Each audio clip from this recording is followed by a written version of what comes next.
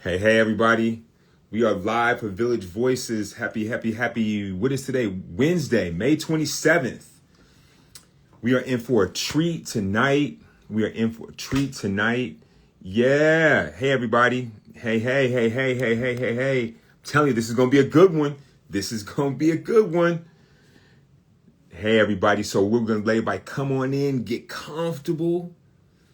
Tell a friend to tell a friend that tonight's conversation is one that you do not want to miss. We will be joined by our sister friend in Shiro, the one and only Elaine Welteroth. It's going to be an amazing conversation. I'm so proud of her. So excited to be in conversation with her. And drum roll. Here comes Gabby. Come on, Tech. Let's see. Is it going to work? Come on, y'all. Y'all cross your fingers and your toes. The tech's gonna work for us. Gabby should be coming on. Gabby, if you can hear me, try again. Your quest came up and it went away. All right, and what do we have now? Okay, boom. All right. I think Gabby's coming. I don't know. Let's see, y'all. Let me try something. Gabby, try it again. I tried to tap on it, but it's not tapping. The tap wasn't tapping. There she is. There's Elaine. Boom. Elaine, send me a request so we can get you on here. Hey. Hey. Oh yeah, we definitely got to talk about the film and the whole nine. Thank you for that question. All right, Gabby, it's saying you were unable to join. Here we let's try it again. And Elaine, okay, boom. All right, I got Elaine. Now let's see if we can get Gabby. Boom. Fingers crossed. Here we go. Boom, boom. There she is. Bam, Hey, bam, Hi, Anna. bam. How are Listen, when a you plan guys? comes together, there you Yes. go. How are you guys? we're Good. How doing are good. How are you? you? Good. I heard it's raining in Atlanta. It actually It's just dried up, so it's hot weather, so we'll take it. So it's yeah. hot rain. I like hot rain. I like hmm sticky hot rain. It's Not been too sticky yet, but yeah, it's better than cold rain for sure. Yeah. absolutely. Absolutely. So listen, welcome to Village Voices, Elaine. We're so excited to have you. Thank Everybody drop you. some love in the chat for our sister friend, Shiro, Elaine Welteroth. Look, Oh, we're so excited to have you with us. And like I was telling people on, so I was like, anytime we get together, it's just a vibe. Like you never know what you're gonna get. It's just great big Sagittarius energy. you As we're out here just trying to, make the world a better place. And then you sprinkle Gabby in the mix. Like, I mean, you just never know what you're gonna get, right? So, I really want to dive into this, and it's really cool and a treat to me. Besides just you just being one of my favorite people, just to have the opportunity know. to interview an iconic journalist. So I'm going to do my best to hold it together, right? And make you proud. But I really just kind of want to just start because I know there's so many things that people want to hear from people. Let's just kind of start anchoring this conversation in joy. And then I want to talk about birth fund. But tell me what right now makes your heart happy, Elaine. I think let's share that with the folks. What makes my heart happy right now, aside from seeing your face and getting to do this, is not to be cliche, but my babies. There you Like, go. my babies, they're at such a sweet stage right now in life. I have as you know, a 4-year-old and an 18-month-old, both Yeah, boys, and they're just in their wonder years right now, love it. And it's just it's not ever lost on me when I'm on planes or having to work, at events during bedtime or whatever. Like I'm just like, I'm never gonna get these moments back, you know? So it brings my heart joy, but it also there is like a tinge of like grief, like pre-grief, like, oh gosh, like these are the days I'm going to be looking back at Yeah. one day, and they're like slipping through my fingers. So it's sort of like that, being a mom and being a parent is just constant mixed feelings. It is. It really But is. And so full of joy. It's so full of joy. yeah, and I overstand, and I think that If anybody, who's listening to this conversation can relate to that, please, drop some hearts in the chat, because I think that as parents, we're all just trying to figure it out, Yeah. right? And do the best we can. But I think that one of the things that um I constantly have to remind myself, because I deal with the grief, I deal with the Gabby knows. I'd be like, yo, if it's not mission critical, if it's not going to move the mission forward, and it's people that I need to be at home with my boys, right? Yep. Um, but I think the thing at the end of the day, the thing that keeps me moving forward is just knowing that you're doing something that your boy is going to be extremely proud of, Yeah. right? They're going to be proud, right? Like of and they'll see all the things and all the amazing things that you've done, but what is to come, and Yours too, though. Yours too. that's my You hope. No, have thank you. But they going. do already, Elaine, and that's Yeah. why he can tell you, because if you see Langston and Charles, especially at our block parties, they know what's going on, and every year they get on stage the last 2 years and have thanked, and they really do. They know their dad is special, and your sons will know the same for you. That y'all have that bond for sure. And this is right. I'm not the mom, I'm godmom and aunt, but that's my job to make sure that we big up our parents, because y'all don't have to do it alone, right? We're a village. And this right here is a perfect picture of what a village really is because it doesn't have to be in the same room. Mhm. You don't have to have kids to support those. And, as parents, y'all are all searching for perfection, but who you are is great enough for your kids. And you guys are both embodiments of that. And I've seen the kiddos, and they're amazing, children, but their parents reflect in who they are as kids. So Aw. cheers to you all. Thank you for that word, that sermon, that parent. Gabby gonna come with a word. So let's jump into the work. Let's jump into legacy. And so, Lane, if you can kind of just take us to this beautiful. I want people to understand where Birth Fund came from, what kind of prompted this.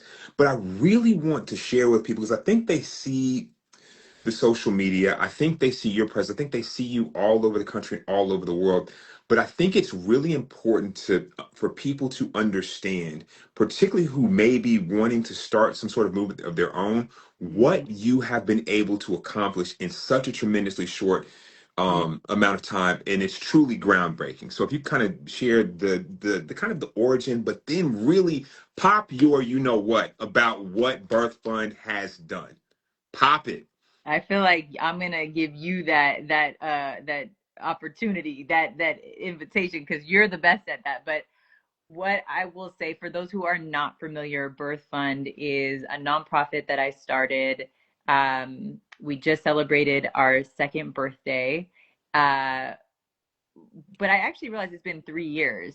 Birthdays are weird like that. It's been three Yeah. years to celebrate our second. Anyway, um, Birth Fund was a response to this alarming reality that I could touch and see for myself when I became pregnant and struggled to find good care in this country amidst, a maternal mortality crisis that up until that point had been animated only by statistics and sad stories. But there was a disconnect for me until I lived it, and I could see up close how women are falling through the cracks of this broken system. And I kind of tackled it from a perspective of both a journalist. I felt like I was putting on my investigator hat and being like, what is happening here? Yeah. And how can we fix this? And then also as a new mom who was trying to find a better way for myself in real time. And I found midwifery care as someone who had never really considered a home birth, never considered an alternative birth, birth care model.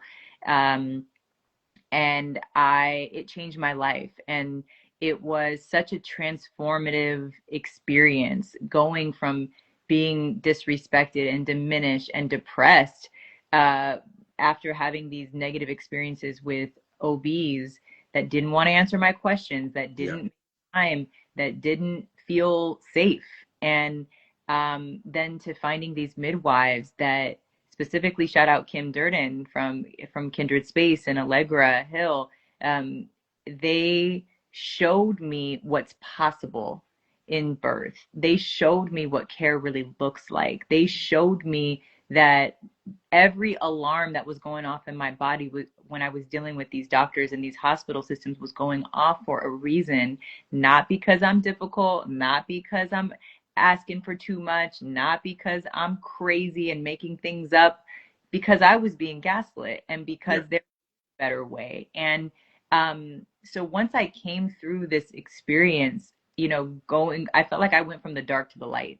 And when that happens, you just want to make sure everybody can see the light too. You want everybody to have access to that light. And so when I came through and I had this joyful, sacred birth experience that really acquainted me with my power, I thought, first of all, I felt compelled to share my story, but I felt compelled to do more than just my story. I wanted to create solutions, create access to solutions in real time. And so when I learned that midwifery can help prevent 80% of the maternal deaths that we had heard about for way too long, I was like, what are we doing? Yep. Let's invest in this model of care that is creating positive outcomes, that we know is going to save lives, that we know is going to that we know is a solution to this crisis. I was just like, 1+1=2. Like, all we need is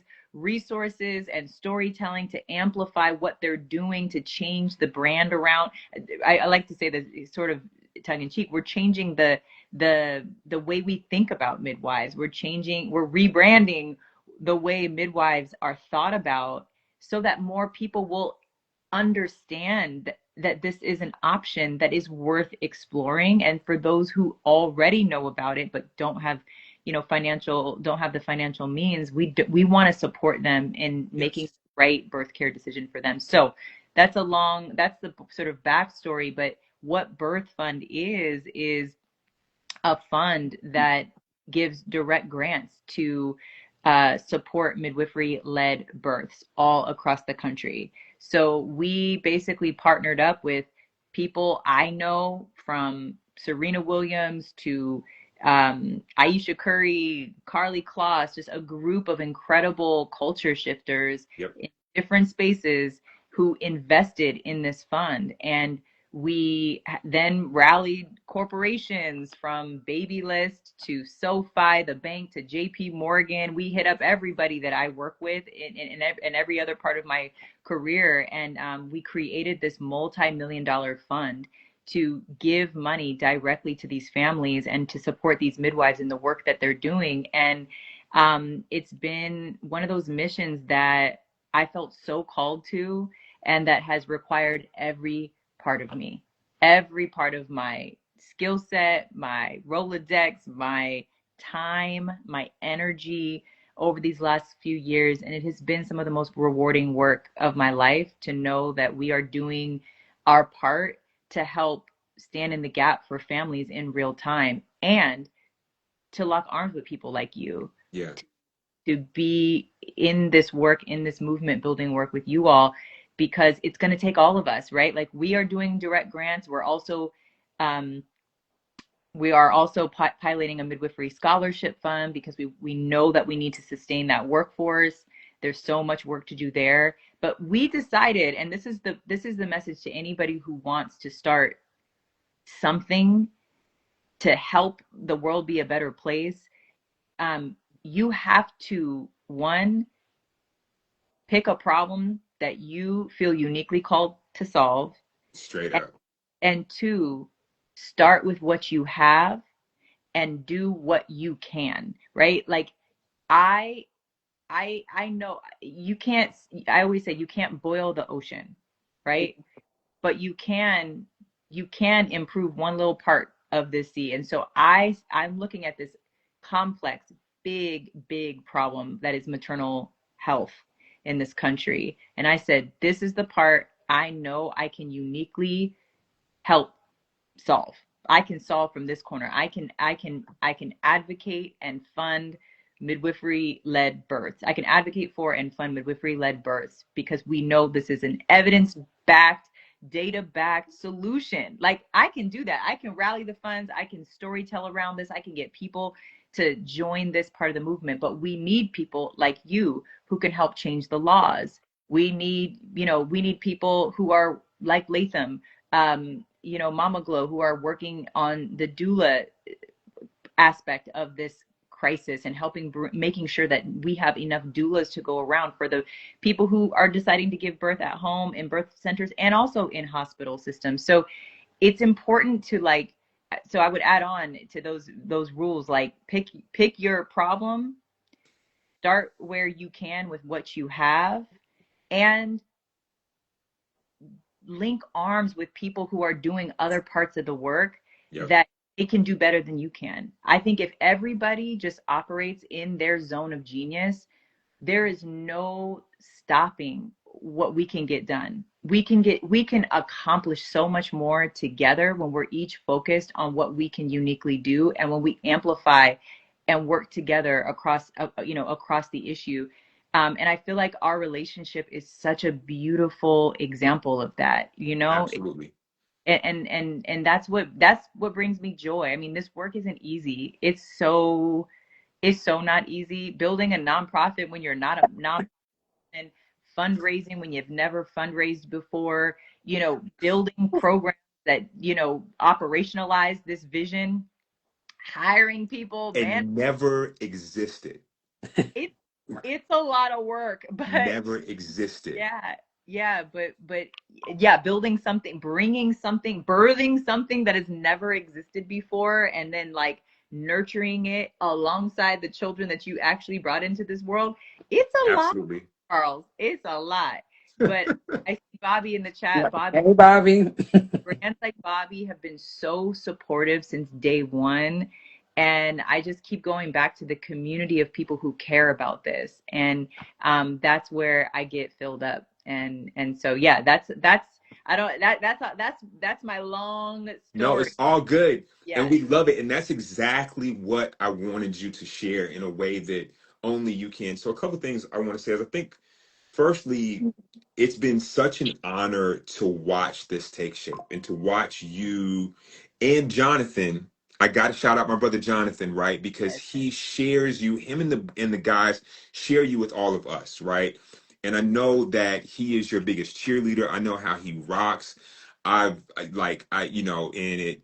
like he truly is, one of my heroes because of the way that he has gone all in on this too. And I think that for me, watching what has taken shape, the growth, the impact, for one, we have to start at the brilliance of the simplicity of the concept, Mhm. right? Taking such a problem that seems like this big, hairy, like insurmountable problem and breaking it down to a simple formula. Hey, this is what works. This is how you can make an impact, and then making it turnkey accessible for anybody, whether you are an Alexis Ohanian or whether you are somebody who has a circle of girlfriends who want to make an impact, right? And that's what I'm so proud of. And I think the other thing I just have to say is I just kind of have to say this too, and I've said this to you privately, and I've said this about you privately, is that I've watched you, and you kind of alluded to it, but in typical Elaine fashion, you skated past it. I've watched you push all your chips to the center of the table for this, Mm. right? I've watched it, like not holding anything back. Like this is not on behalf of something of your personal brand. This isn't for your book launch. This isn't for a TV show. This is for something that is making the world a better place, right? And you've put all your chips in the middle of the table. And on behalf of just like the families that have been impacted by this, I'm just grateful, right? Because you have spent the better part of your life accumulating these resources, this goodwill, these relationships that are truly invaluable. And you could have used them for anything, Elaine, Mm. but you chose to use them for this, right? And it's just so amazing to see. And then when we look at, you know, the impact, right? The tangible impact of the families that have been touched. And so for me, I get a chance to spend time and I've developed relationships with midwives that have been recipients of these grants, right? And their families are thriving. Mm. And this isn't something where we're having to wait, years and, have to fight. I think there's another thing I want to say. I'll come back to you with a question. I think that when we talk about things like legislation, we talk about system change, that's important. But the thing that Birth Fund does, and the thing that we try and walk a fine line with at 4Kira4Moms is the balance between working to change the system and then also completely disrupting, right, what is there and creating paths forward that aren't depending and waiting on permission from anybody else. And that's what Birth Fund truly does. It takes the power and puts it in the community's hands, and it gives people hope in Yeah, real ways, right? In absolutely. real ways.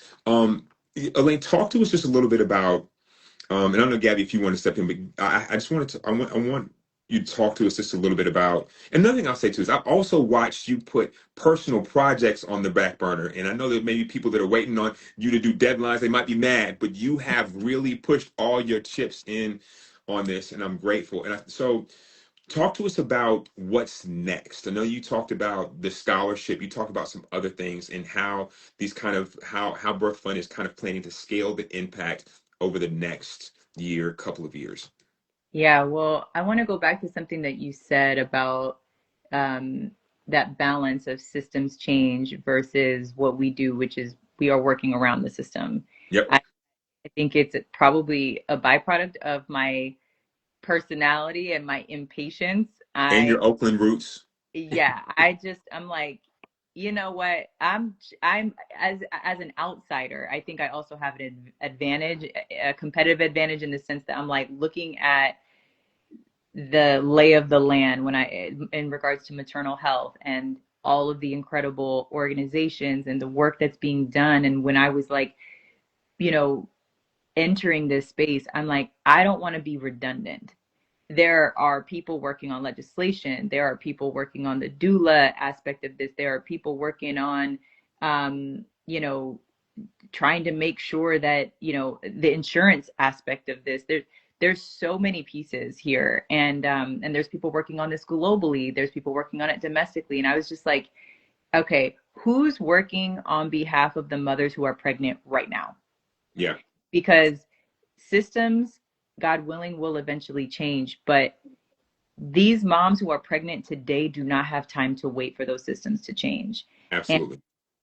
what I know as a storyteller is that storytelling is what changes hearts and minds and opens dollars and moves mountains in real time. So if we can Absolutely. just tell this story in a compelling way, we can move dollars in the right direction to save lives now. And if there is a mother who's pregnant, who is in my position, who did not get treated the way she needed to be treated to feel safe, I want her to know that there is another option and there is another path and there is access that you can, regardless of where you come from, regardless of how much money you have. I believe that safe, dignified birth is a birthright. And we, rather than just giving lip service to that, you know, I want to make sure that we are actually building a fund that women can utilize in real time while we work to change laws, while we work on systems change, while we build up the workforce for midwives, right? Like, I was also very inspired simply by midwives and what they Yeah. do, how undervalued, underpaid, disrespected, discarded they are. And like, you know, when I came through my birth experience feeling so empowered, so loved, so cared for, and you know, as I was having conversations with some of the midwives I know and learning that they're like operating month to month Yep. and constantly up against potentially having to consider closing their operations, I Doing was the just, most with the least. oh no, yeah, they're doing the most with the least. And I was just like, who's working on your behalf right now? Who is making sure that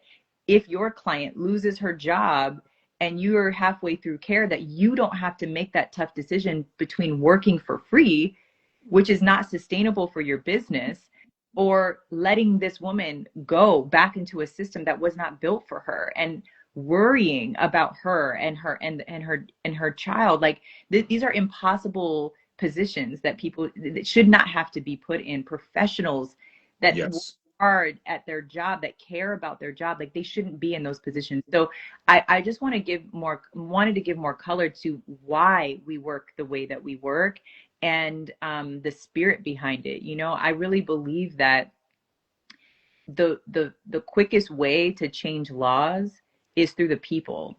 We can talk to lawmakers all day long. We can talk to insurance companies all day long, but unless they are pressured to do the right thing, they actually don't have an incentive to change. Not at all. The thing that's going to incentivize them to change is when people start to make noise, is when people start to understand their collective power and start using it, when people start demanding better standards. And Yeah.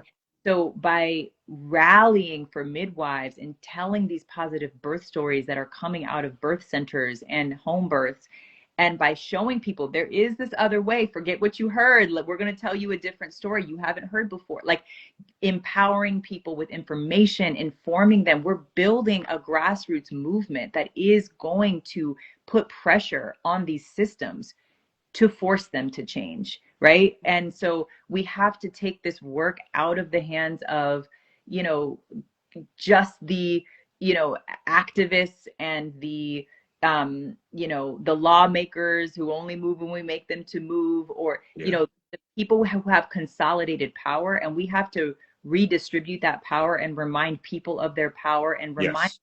you care about moms, like, and reminding people also that this is not a fringe issue. Like, I think that that's a huge, I always say I approach this from the perspective of, this is a storytelling crisis around a health crisis. If people don't understand that this is an issue, first of all, a lot of people don't even know that there's a maternal mortality crisis. As soon as you inform them about the statistics, they're horrified. They're Yeah. alarmed. They agree that it shouldn't be this way. They agree that it's embarrassing. Whether you are, whatever side of the aisle you are on, whether you want America to be great again or you felt like it was never great to begin with, we can all agree it's not great for women to be dying at the rates that they're dying, or coming out of birth feeling traumatized. Yeah. Like, we can all agree on that. So once we get that consensus around the problem that exists, and then you lift up a solution that people can actually invest in, whether it's $5, $20, $50, or 5,000, 10,000, $100,000, like, this is where we start to create momentum. We start to connect the dots between storytelling and action. And when we can combine those things, storytelling and action, and create impact, that's where we start to make a movement move, right? And so in terms of scaling, I think about it in two ways. One is scaling our storytelling. Mm.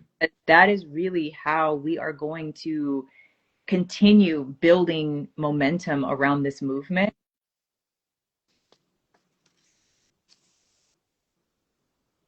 Can y'all hear Elaine? Uh-oh, we lost the audio.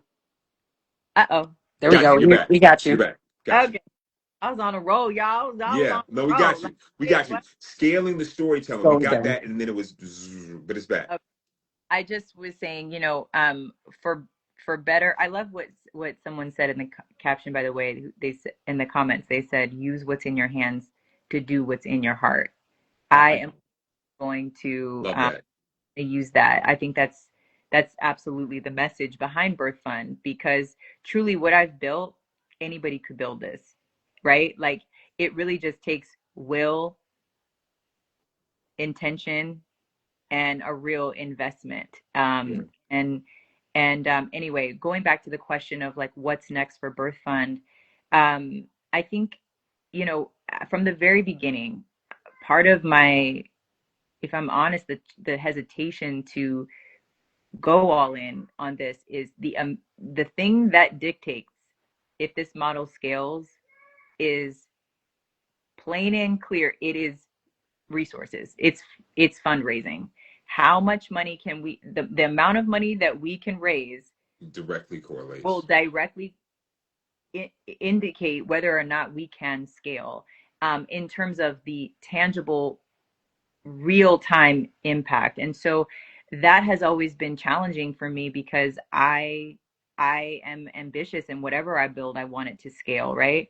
And so right now we are looking at, and I won't share too much too prematurely, but we are working on a model that would allow the money that we raise to be self-sustaining, that we can essentially float the money to midwives to get them paid Amazing. front while enrolling them in um, without sharing too much, while removing the friction from, you know, a system that is supposed to be paying them for their work, Yes. right? Yes. But the problem is it's not paying them. It's not paying them on time.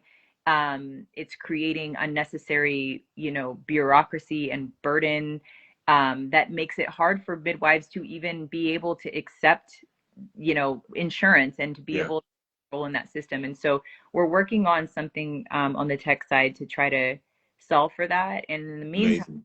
we're building out a midwifery scholarship fund so that we can start to cultivate a pipeline for the next generation of midwives. And none of this is easy. Um, You know, uh, but the part and this is the last thing I'll say on this topic, but I think we also need to redefine how we think about ROI, because Mm. when we are looking only at dollars and cents and numbers and even around impact, like what is the value of saving one woman's life, because it's that's actually exponential. And so when we think about the value of saving one woman's life and how that impacts her family, her community, the local economy that she's a part of and driving. And then we think about multiplying that Yeah. by every woman's life that we are helping to save. And we look at the economic impact of that. This work, the ROI is already exponential Right. and generational and human. And I think when we think about ROI from a human capital lens, and we can, which is everything about what I'm doing is paradigm shifting. So Right. people are, there's going to be a lot of people who are going to not get it. right. And that's okay. I think part of It's doing the work okay.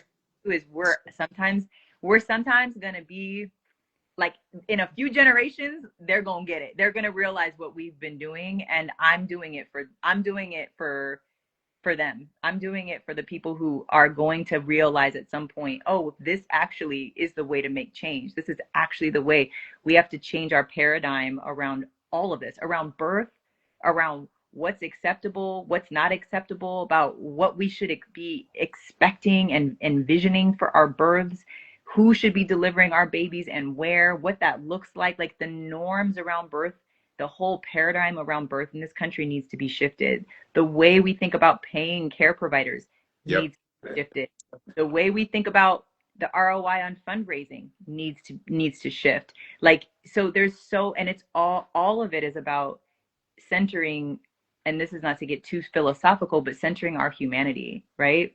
At a time where we are getting farther and farther and farther away from that being the thing that we value, especially in the rise of AI. But what I will say is that when we look at the data and we look at the expanding maternal mortality, or the maternal care deserts in this country, who's going to deliver all those babies in of the future? Who's going to deliver the babies of the future? Because it ain't AI. It It ain't You it and it AI. ain't robots. It It's ain't robots. humans. It's always going to be humans. So this is something that is actually an AI proof um, model. It's an AI industry. career. And I think when we need to reframe it that way, sometimes people will hear it differently. So Right. Let alone, let me get me started on how So, they've been even trying to take the funding away. So a couple things. One, we we always say that these things are only gonna be 30 minutes, but I think the last IG live that you and I and Jonathan did, we were on like for 2 hours, oh right? my, We're not gonna keep you long. we're not I going to do. do want to, I know you gotta roll. Do you have time for, because there's a couple people that have questions in the chat. Is that Yeah, okay? So Ashley asked, do you have any feedback on any systems in particular? Um, I guess, are you hearing from most in moving the needle as quickly as possible, particularly in the insurance industry? So I think Ashley wants to know, is there movement in insurance? And maybe that's around how we're incorporating midwifery to be covered by certain plans. And if anybody else has any questions, um, maybe we can address those too. But so Elaine, what type of progress are we seeing as far as? Because I know I've been seeing a lot of movement with certain payers bringing midwifery into the fold, right? Are you seeing that, or is there progress being made, or what are you seeing on the insurance front, as far as people understanding the value of midwives and making sure they're getting reimbursed for services and not having to operate outside of insurance norms? Yeah, I think this is really tricky because I think sometimes the way we talk about this, part of it is tricky because a lot of times midwives are not enrolling in insurance. They are not, they are choosing to not be covered by insurance because of the way the system is set up. Yeah, And um, with that said, there's so much to do to reform how the system is set up in yeah, order for midwives to be able to accept insurance in order for them to be reimbursed for the work that they're doing. And I mean, I just came back from a founder accelerator offsite last week, and there's an incredible organization that is just getting off the ground that you guys should all check out called the Allies. And okay, essentially, they experienced firsthand how broken this reimbursement model is when they got pregnant, and they were interviewing different doulas and midwives who all were wonderful but were not covered by insurance, and they wanted to sure, understand why. And essentially what they kept hearing from all of these midwives and all of these doulas is that they would when they did accept and when they were a part of the insurance system, they would submit to get their work reimbursed. It would take, I think it was 60 hours to actually submit all of the paperwork, only to either get paid over a year later or crazy, find out months after their services were rendered, the baby was born healthily, that actually, through some loophole, they weren't approved to get paid. So they essentially would be working for free. And that this is a nuance that I think I might be over a lot of people's heads here, because yeah, it certainly wasn't something I was aware of coming in. sure, But I know you all know, I'm preaching to the choir. You guys know that this is the lived experience for so many midwives. And as far as I know, from all the midwives that we speak to, it isn't getting better. So while more people might be saying that would cover midwives, and they're expanding their, expanding their benefits to include midwives, there's still a broken system that needs to be solved, that needs to be fixed in order for midwives to even be able to take advantage of the expanded benefit. yeah. That makes a lot of sense. So, Elaine, one thing I have, especially as we talking stories, how can people share their stories with Birth Fund? And then also, how do people apply for your scholarships, specifically moms and then also midwives? Great question. So, we love a positive birth story through midwives. So please DM us if you have a positive birth story that you want to share, or share your story and just hashtag us. We will find you, we will repost, and we would love to build with you. We are always working on storytelling campaigns, and we want to include more of the community. So hit us up. If you want to tell your story. And then in terms of how we work, so we work with now 11 birth centers across the country. These are vetted by Birth Center Equity, which is a network of 40 BIPOC owned and led birth centers across the country. We have identified that these are midwives across the country that are doing work that we want to support, high quality care. They're offering high quality care, And because they are the experts on their community, we rely on those midwives to identify the candidates in their communities who have the most financial need. Yeah. And they bring families to us, and we essentially pay their bill. So the invoices that would typically go to families go to Birth Fund, and we cover those costs for them.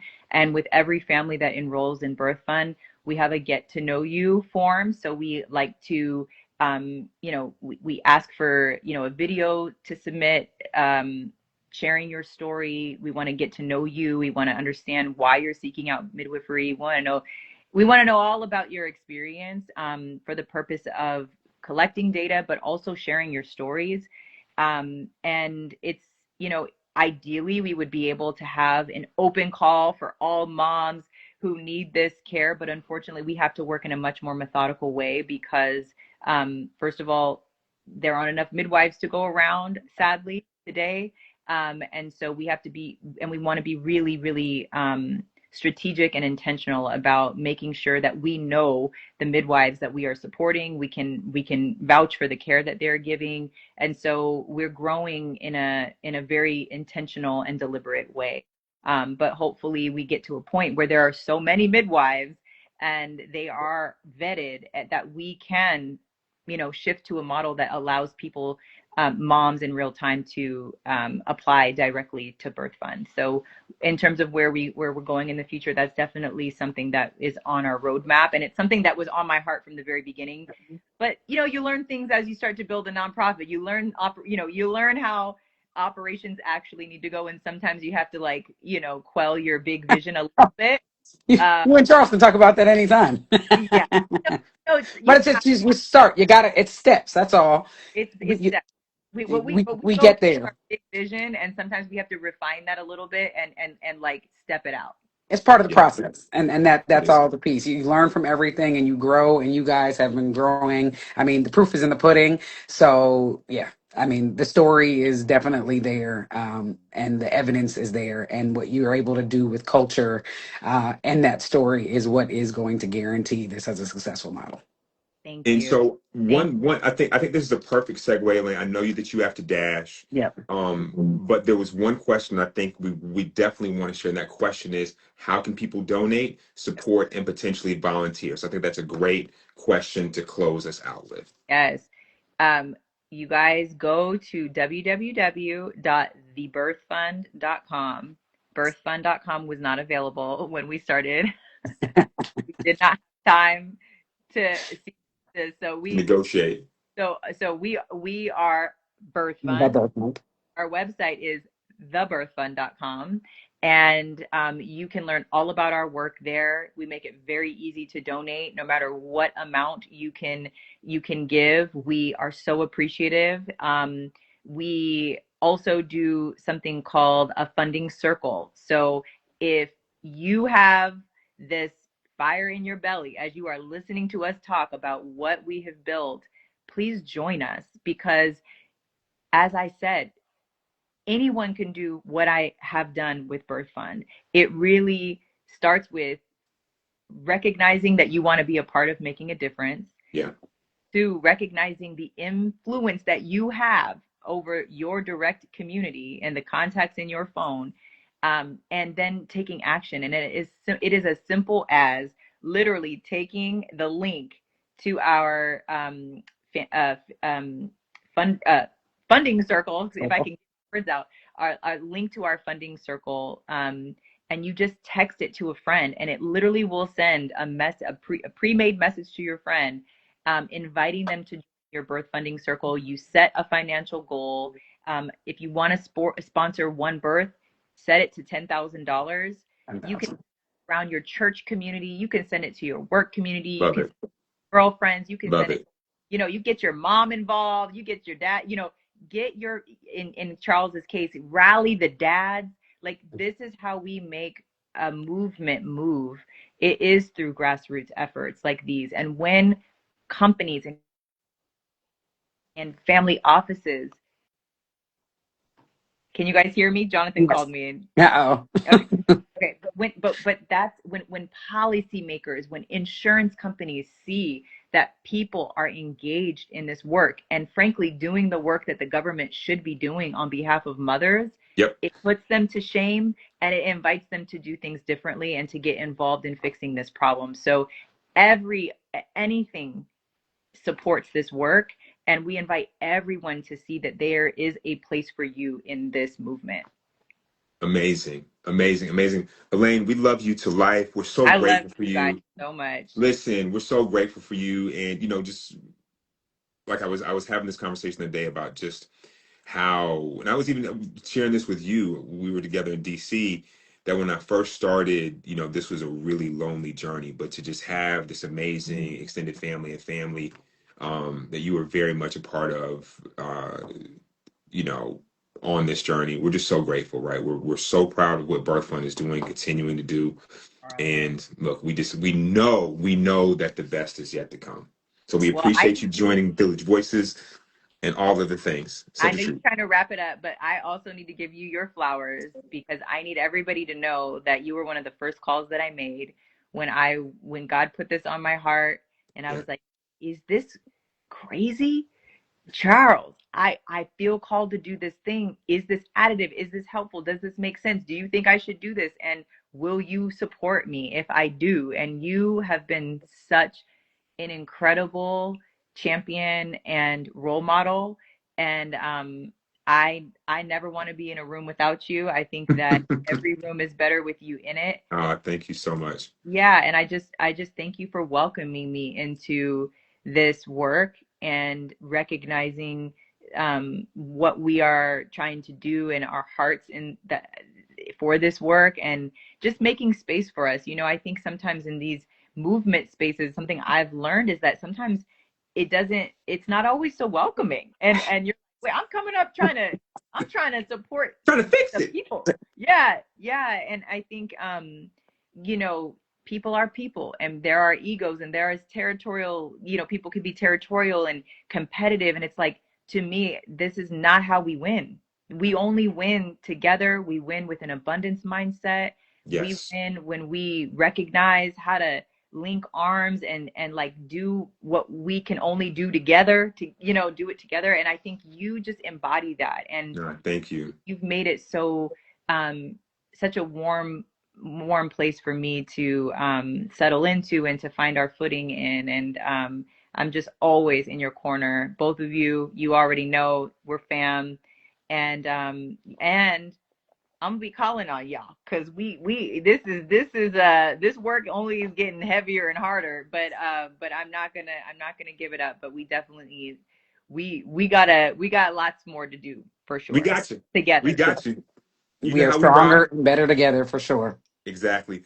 Thank you everybody for joining, for tuning in. Hold on. Please tell Jonathan and the guys we said hello. And keep doing your thing, sis. Keep doing your Thank thing. Keep doing your thank thing. Keep doing your you. thing. Thank Love you you, to life. fam. You too. Bye, you guys. Have a great night. Thanks, Bye. everybody. Thanks, Elaine. How do we end this, you guys? I don't All know. right. I'm gonna press it. I'm gonna press it. Hold on. Here I I'm go. afraid. I'm afraid of losing it. Look, I'm like a boomer. I'm like, how does Paw Paw get off the thing, right? Like, Yeah, come on, somebody help boomer. Paw Let's Paw. I'm do Come stuck. on. it. Bye, y'all.